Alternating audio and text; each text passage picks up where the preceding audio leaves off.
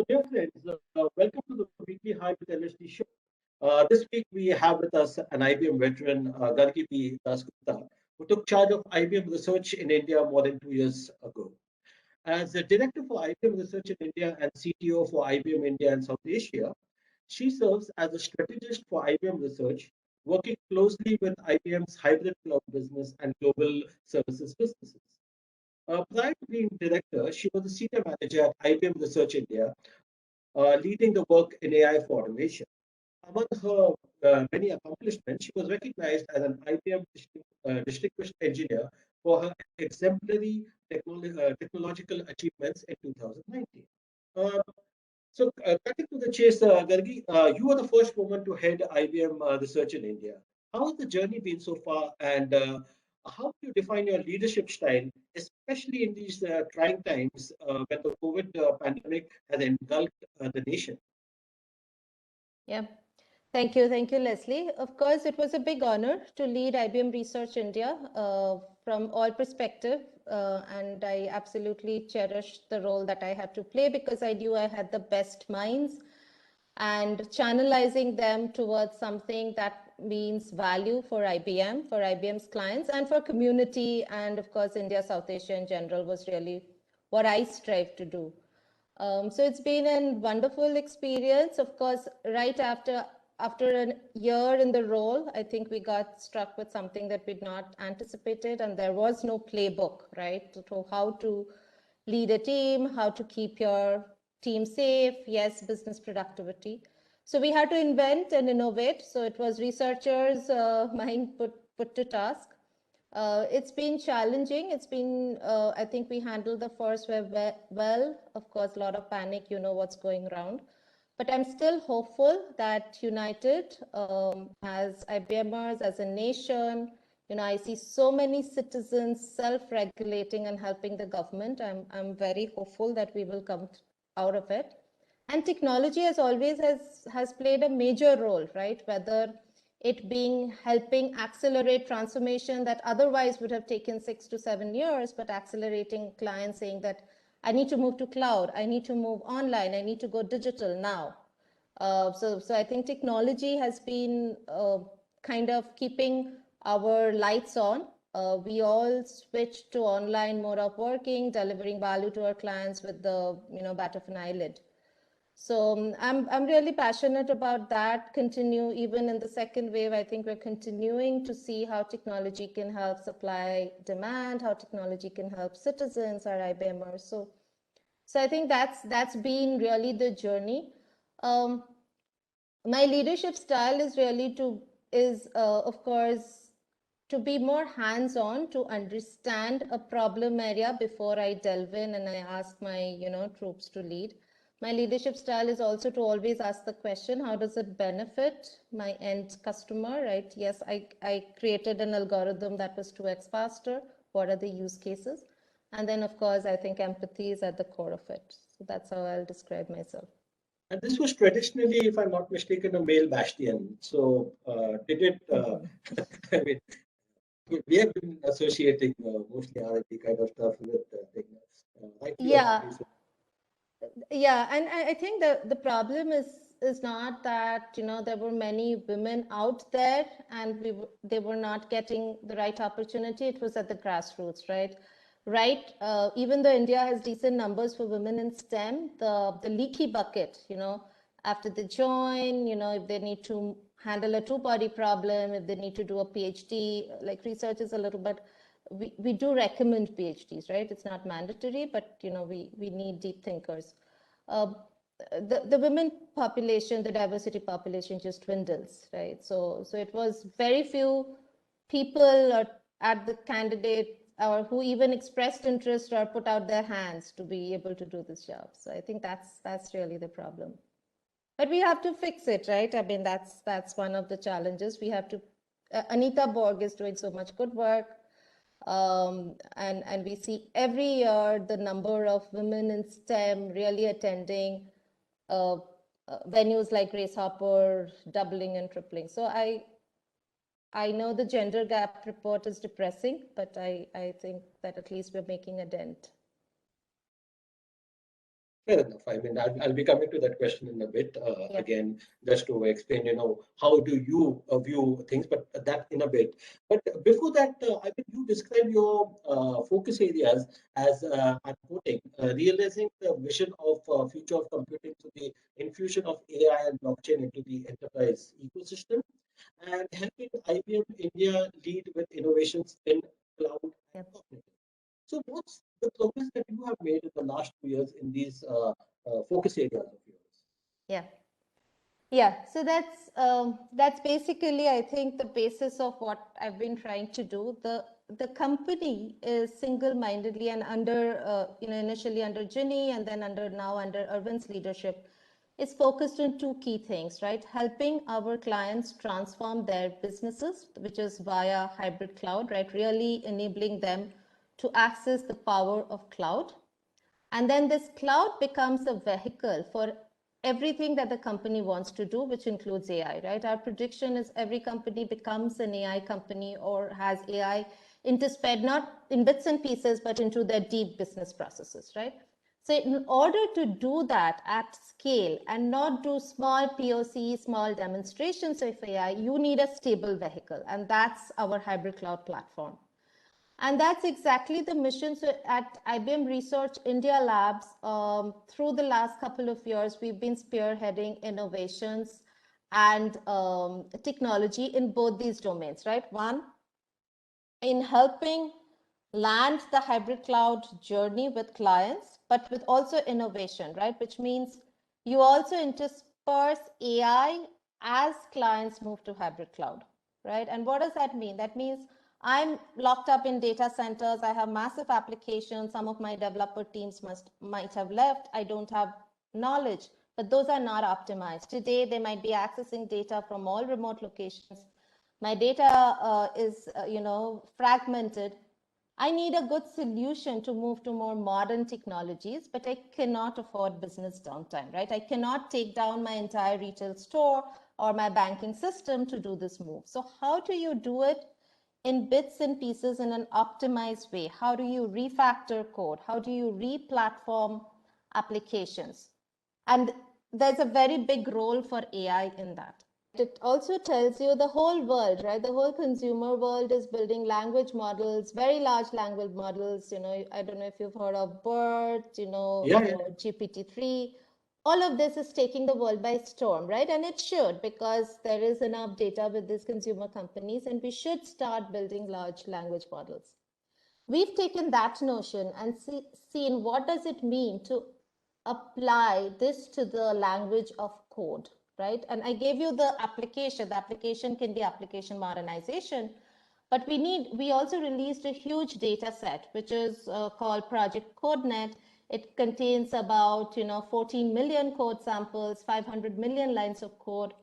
And why does releasing a data set mean so much? Because it enhances the community to start thinking about these problems. Just like I can use BERT and GPT to complete my sentence, right? Or generate sentence. I could use CodeNet to really create these language models for code and then use it for my application modernization. This is also being used, if I'm not mistaken, because I think I recently read about some MIT researchers had done something with NLP and using it to crack the gene sequence because the language was very similar.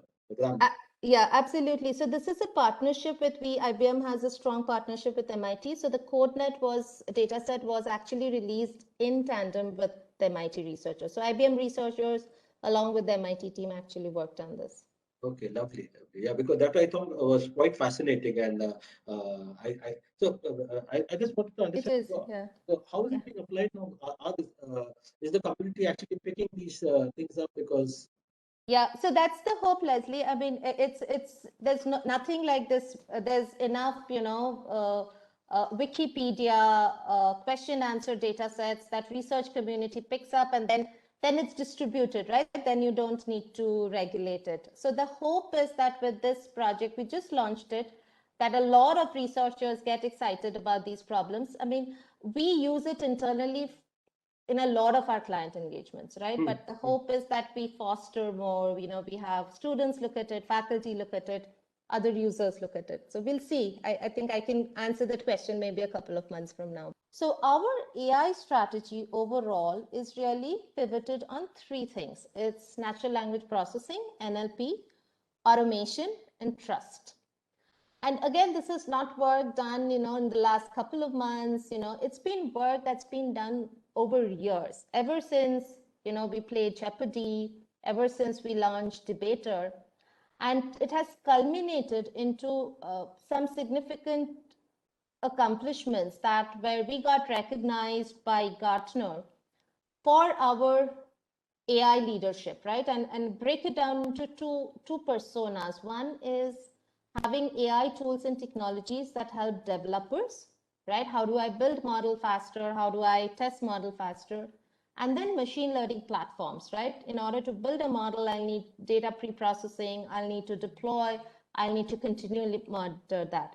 So, we actually moved up to the leadership quadrant over a lot of hard work, and all of this, and you can start it, you can tag it to Jeopardy, then Debater, and everything else that we've been doing.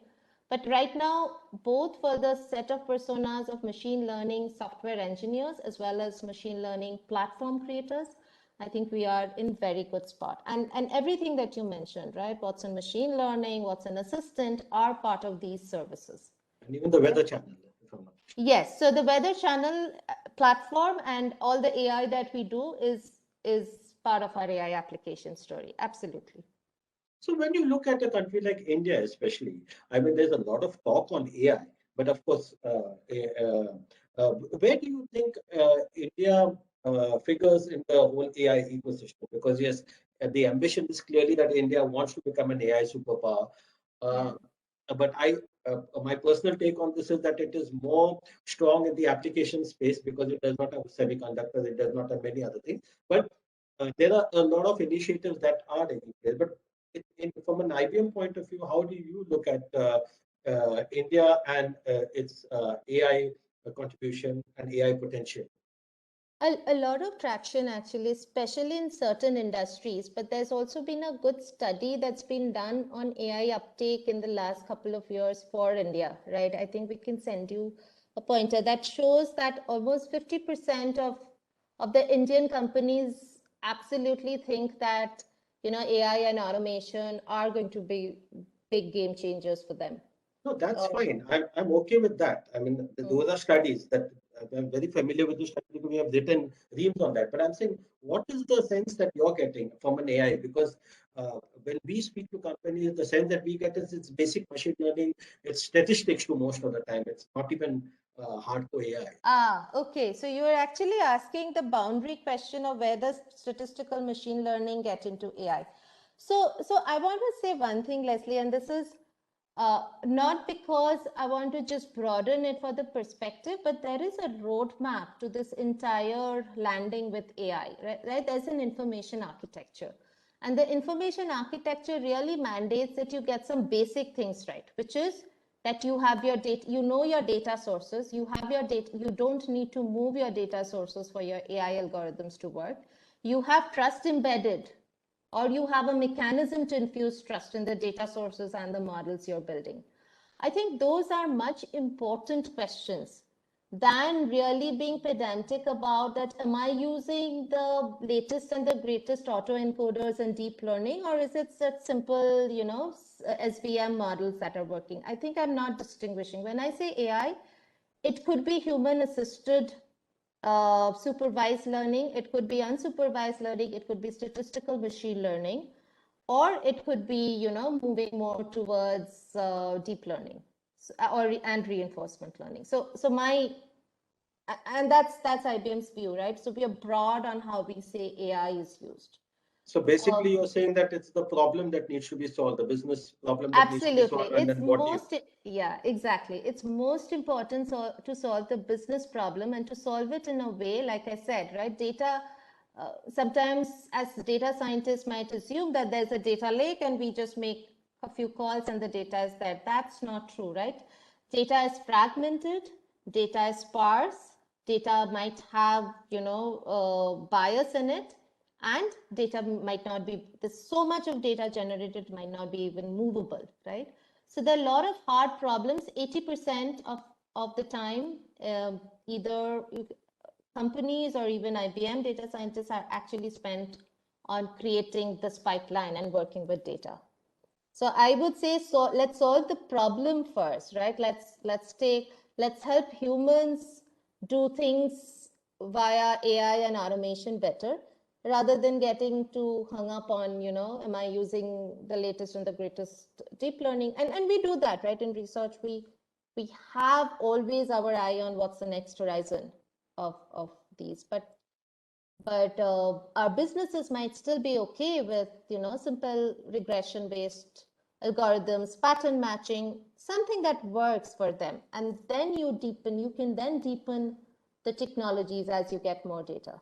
Yeah, because businesses basically will also have to look at the return on investment. Absolutely. I mean, there's no point in putting the cart before the horse as such. Agree. Yeah.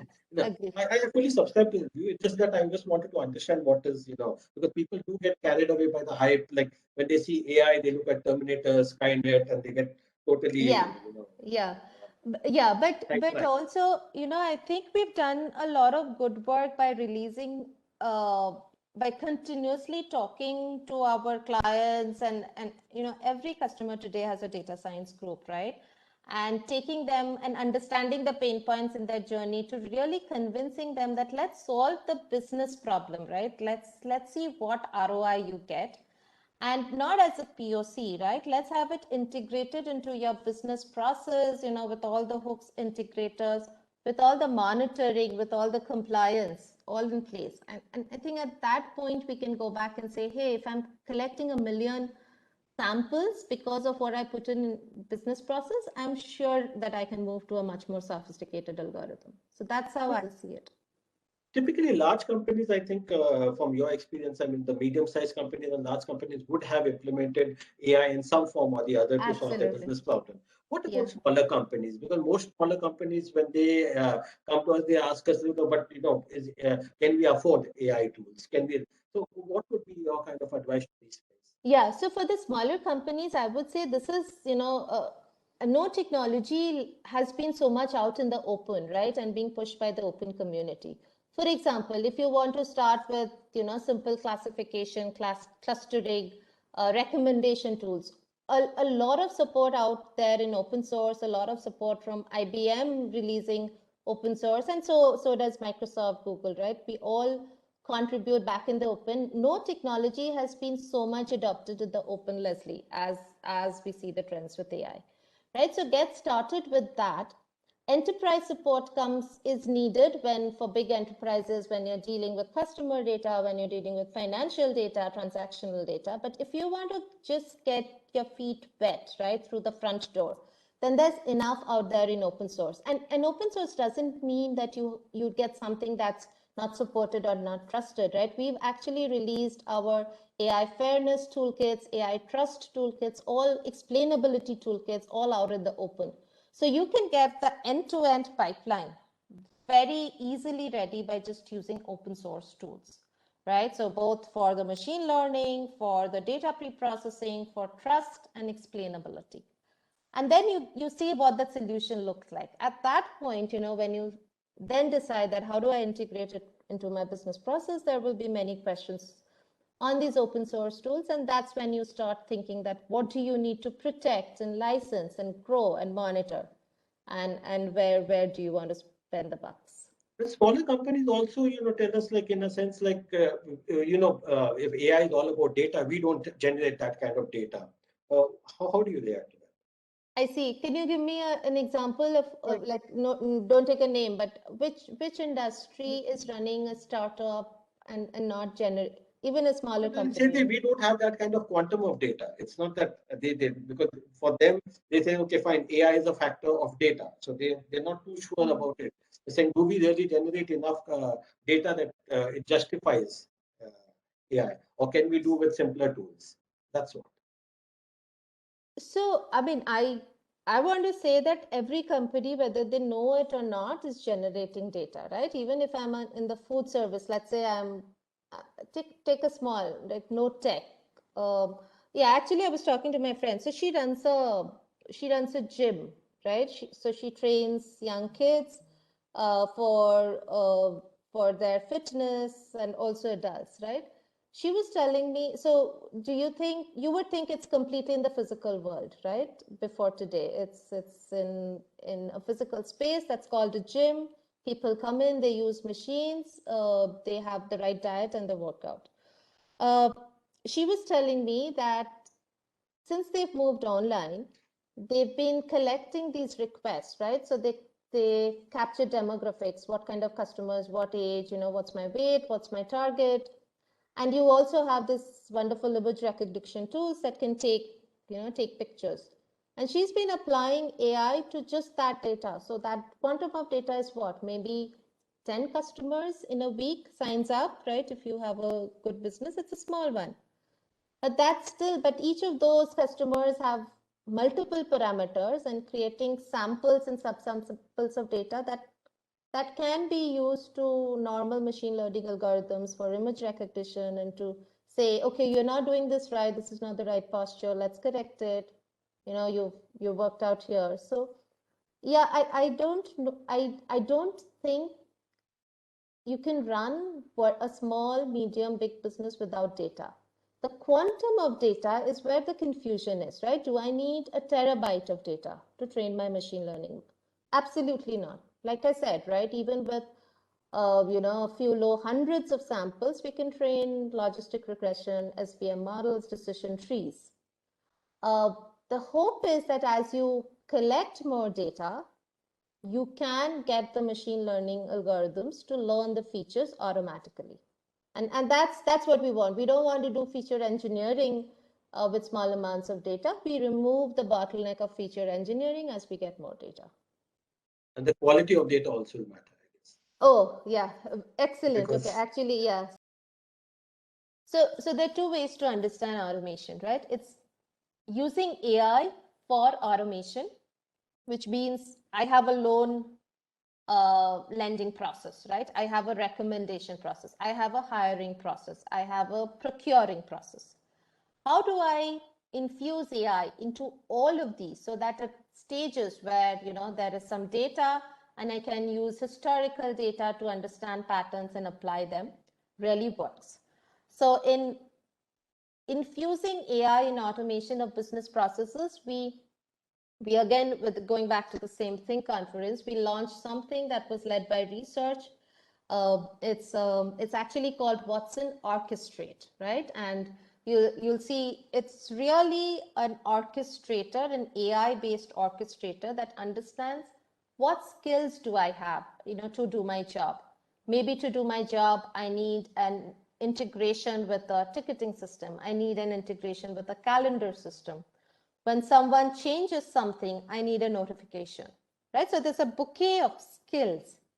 And I express in natural language that, hey, I want to really have you update me when this new sales opportunity comes, right? Let's say I'm a sales agent.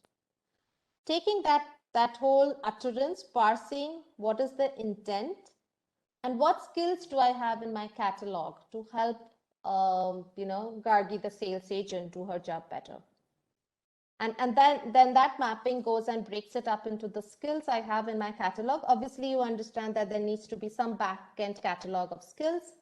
It puts them together in a reasonable form, and it looks like a seamless experience for me, right? So there's a really nice demo that, again, Anto can share. So Watson Orchestrate? So it's an AI-based planner, and it's really our leading with how you start infusing AI into all kinds of business processes. The other part in automation is automating AI itself, right? What does that mean? That means that AI models are not built in silos or are not going to be successful in silos. You have this whole data cycle, you have then the data science cycle, and then you have the entire life cycle. So what is the data cycle? The data cycle really means what data do I have? Where is the data? Where are the data lakes? Can I actually get them together? Can I move them? In most places for edge applications, I cannot move the data. So how do I get the data ready so that the data is consumable for the AI? It also includes tasks like removing biases, understanding if the data is appropriate for training, understanding if the data is enough, has enough discriminative capability so that my downstream AI is going to be successful. Then there's the whole data science automation, which is that, do I really need people to sit and do data engineering and feature engineering? Or can I have an optimization that really does all this automatically for me? So automating the process of data science and then deployment, right? Great. I built on 3 months of data. I deployed it. COVID happened. All bets off, right? The entire workload changes, right? I now have a different demographics of people, requests. So who monitors and makes sure that the data and the model we put out are in sync, whether it needs a retrain, whether it needs, few tweaks in the model. So that whole life cycle automation is very important. And all of this can again be done with AI tools. So that's really our automation. So think of it in 2 buckets. Putting AI in business processes and automating business processes, which is all the examples that I gave you. And then, the Watson Orchestrate is a great landing product. And then automating the process itself, which is from data automation, data science automation, lifecycle automation, even governance automation. So speaking about AI and automation, I think you have raised a very important topic out here. Typically, in your how do you perceive the impact of AI and automation on the workforce? Whether it comes in terms of reskilling, whether it comes in terms of redeployment, whether it comes in terms of just mere perceptions, and it also from the whole broader issue of the future of work.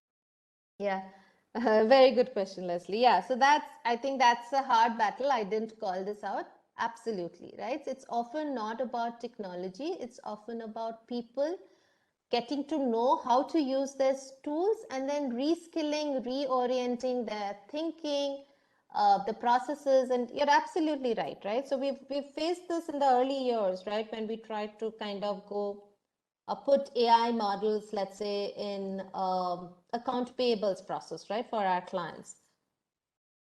The problem was not that the tool, of course, AI models, start off at some accuracy. You have to give feedback, it learns.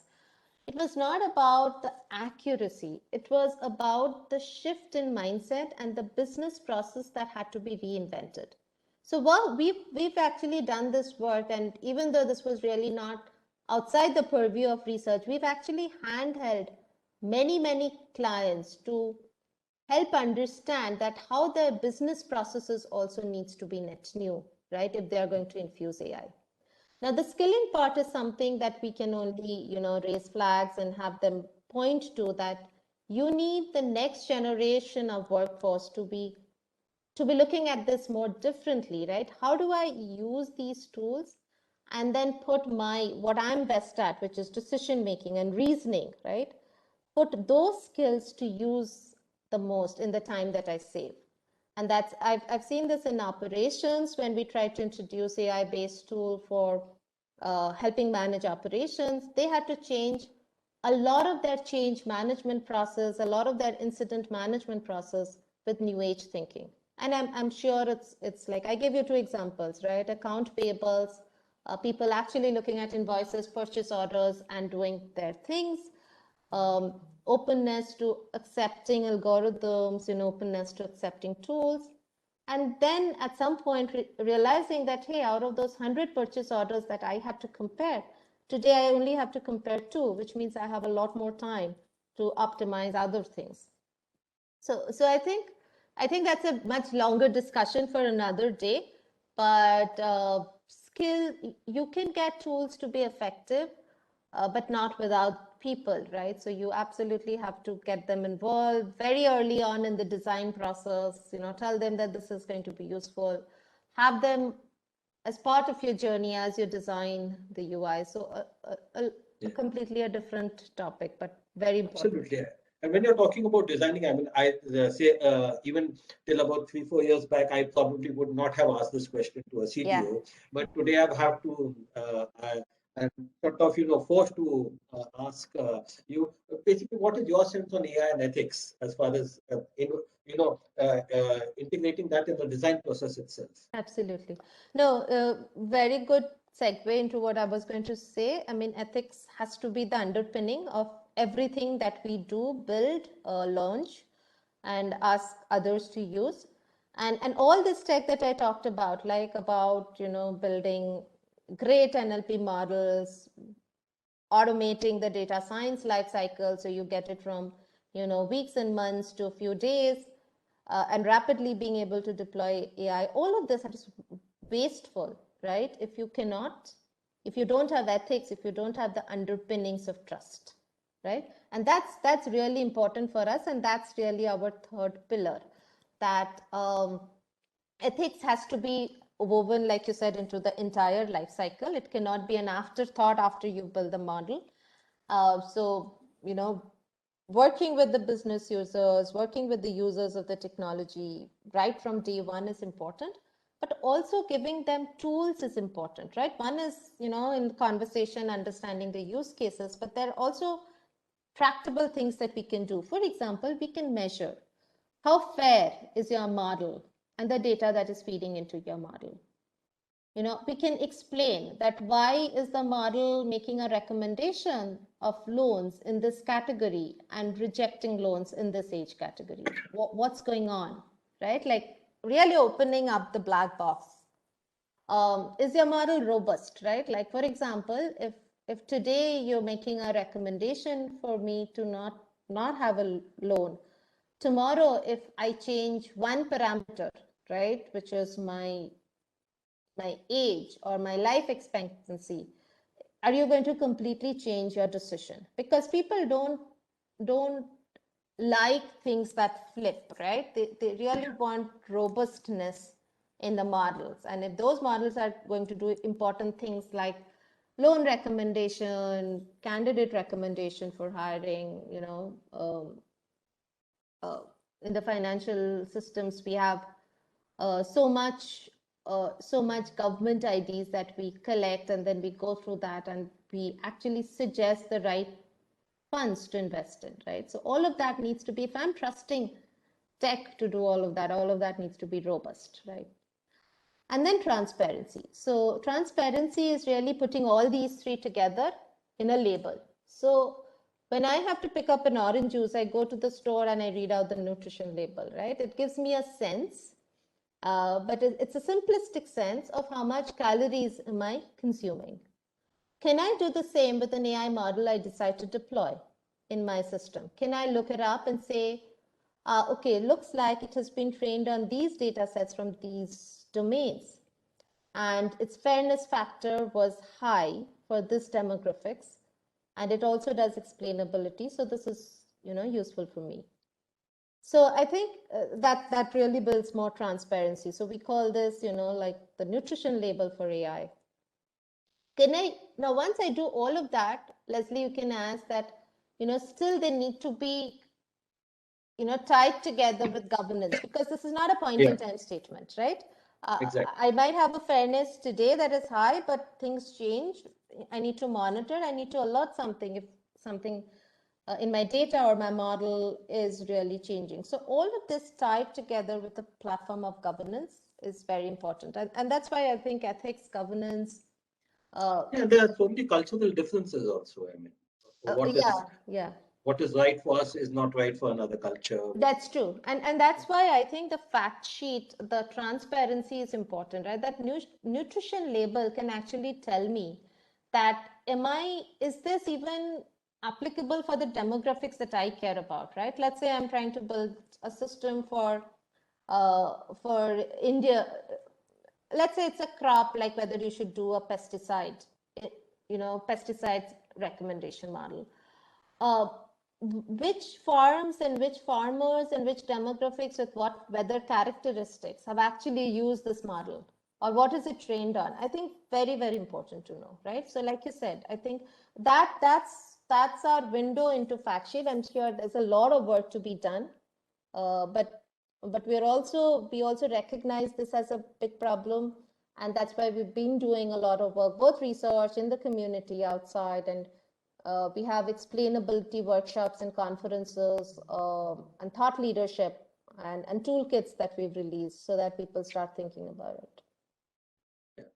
But of course, I mean, most of these topics would require hours and hours of discussion, and I think these are endless debates. So it's I know it's a little unfair to try to sort of summarize all these topics in a single interview, but that's the nature of the beast. But before I conclude this interview, I would love your thoughts on what more should women be doing to, enter the boardrooms, especially. They are technologists. You are yourself are a PhD in computer science from the University of Maryland, if I'm not mistaken. Yeah. And I think we need more PhDs out there. So what should women do? Yeah. So I think PhDs is a good starting point. So people, let's say there are women who want to get to the top of their science careers or their technology careers. The decision of whether to do a PhD or not is not easy, right? Because sometimes it might look like you spend so many years in a field, and the ROI question. We absolutely, as a country, as a region, we absolutely need to promote more women to do PhDs. And if that means more, having more co-ops, once they finish bachelor's, master's, have them do internships in research institutions with top faculty in the country. We have top institutions, right? If each faculty in a renowned field could actually adopt 2 women who are on the borderline, right? Who need to decide, should I do a PhD or not? Do a 1 year, kind of co-op internship? I think that would really help. Now, we started this program in IBM many years back in IBM Research when we realized that this is where the drop happens, right? You finish your bachelor's, or maybe your master's, you have a really good job offer, right? And the decision is, what do I want to do in my career 10 years from now? Or should I take this up because, I can get convinced of a good life? And I'm not suggesting that everyone should do a PhD, but I'm saying that for people who are on that boundary, on that cusp, I think there should be programs which says that try it out in a research institution, know what it means to work on, a proposal on national missions and grants. And our universities can actually come up and create this special program that for people who are in 2 minds for deciding PhDs. And there we could have definitely a focus on women. And the decision is harder for women for also many other things like social norms. They need to get married, they need to move with their husbands, they need to have children. And by the time they finish their PhDs, they're in their 30s. And of course, I have not even got to the whole question of whether, what happens to the whole of India, where the disparity and the gender divide itself is. Of course, yeah. I mean, I think the technology divide gets deeper when it goes to women. Absolutely. Like there are all kind of stereotypes and biases and things. Yeah, but so this is one thing for PhDs, and because you asked me, but there's also another thing that we could do at grassroots, right? And if I also think if we get more women committed to STEM, not in India, the numbers show 40% of our population is actually taking engineering courses, which I think is a great start. But the commitment to, to make a change, that this is a tool which I love, I am passionate about, but I can also make a change in the world, in society, for whoever I work for. I think that commitment can start if you start influencing them early on, right? And to previous journalists, Leslie, I've said, class 8, 9, 10, we should try to make an impact. We should try exposing them to this as a career. What does it offer, right? What are the best things that you can get out of it? How do you make a difference? But now I'm saying, let's go earlier. Let's do class 6. Why not? Expose them to analytical thinking, expose them to tools, block coding tools like MIT Scratch, and get them started on this. We have the that's an amazing program. Yeah, MIT Scratch is that. It's really good. I started, I do it in the communities here. We started with kids who were actually saying, well, I love physics and math. It's like a game. It is. And they told me that I don't think computer science is interesting. I said, let's try this, right? It's like a game. So you get kids hooked on. So I think if we can do that, then I think that will make a lot of difference. By the way, Leslie, we didn't get time at all to talk about COVID and Watson Assistant. Do you want me to just quickly summarize? Sure, because I'm in the middle of this. Yeah. Sure, please. So so we've been doing, I think there's a lot of initiatives that we've, Search is one, opening up our high performance computing grid is one. But one thing that's live and active, and I'm in the middle of it, is really in the second wave, right? Each city went through their curves, right? There was shortage of critical resources, oxygen, ambulances, medical supplies, test beds. And IBM is not a small company in this country, right? We have a huge number of IBMers. And we could see completely volunteer groups starting to form for cities that are helping out their friends, families with links. There was a lot of links. I think information was there, but there was no verification, validation. So we used Watson Assistant. So we stepped in, and I think we realized the load that it was, creating on people who were not only trying to deal with the anxiety of having to help a near and dear ones, but also like, where is the information? Where should I go? I'm helpless, right?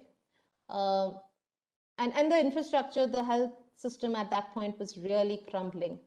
So we created a solution that takes Watson Assistant, right? So it's a conversational AI chatbot, linked it to a system of records, right? So you could come into the chatbot and say, enter some important information. We kept it minimal. Just did some quick validation, like, okay, enter your zip code. We know, okay, you're here in this part of India. You need an oxygen cylinder. Put it in the system of record, create an alert for the volunteers who's helping, right? And at that point, the volunteer really self-regulates within a collaborative channel. They all try to help them out. When the ticket, when the person is assisted, we close the ticket, and we then, have the person routed to the right help. What it also did is solve the problem of supply demand, right? We could very clearly see on the India map 400,000 IBMers, where were the requests coming from, right? Like a couple of weeks back, it was Mumbai, which was a hotspot, lot of requests. It was NCR, right? So when we deployed logistics like, transport or oxygen, COVID care centers, we had this map of where are the demands coming from and routed there. So this was what we've been up to, and I'm in the middle of this as we speak. We're rolling it out, but obviously it's grown from more critical care resources to other things like, what insurance benefits can I expect at COVID and other things, but that's what we're in the middle of. So it's like using our own tech for helping IBMers. Well, that sounds like it's like a very great initiative. I mean, I know you'll be doing a lot of work, but Gargi, thank you very much for your time. I know these are really,